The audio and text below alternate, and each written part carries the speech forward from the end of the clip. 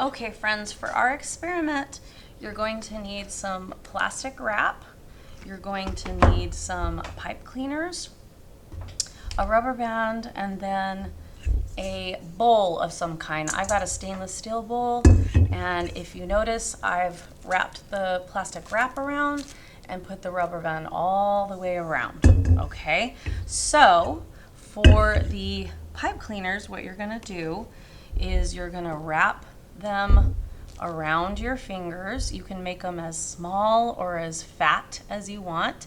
And then at the very bottom, I've been just wrapping that last piece right here around so I can make a little flat base. And then I'm just gonna stick that on there. And there's my little pipe cleaner that's gonna go right on top. Okay, I've got a bunch of them that I've already made, so you're gonna put all of them on top of the bowl. And then here in a minute, we're gonna decide what's gonna happen when I hum next to the bowl. I'm gonna take a quick break, we'll do a different camera angle, and then we'll try it together, okay?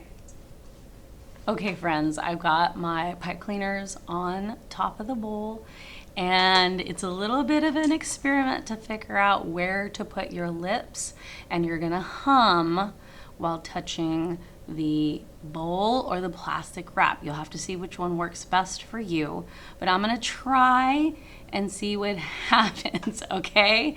All right, observe what happens. And I'm just gonna hum.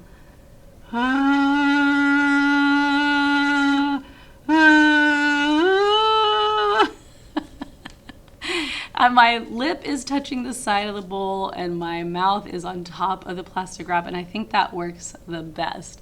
But have fun, okay? I hope you had fun experimenting with sound.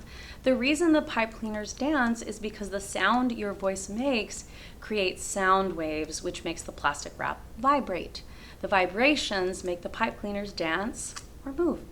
To explore further, you could try putting other materials on top of the plastic wrap, such as rice, beans, or even paper clips.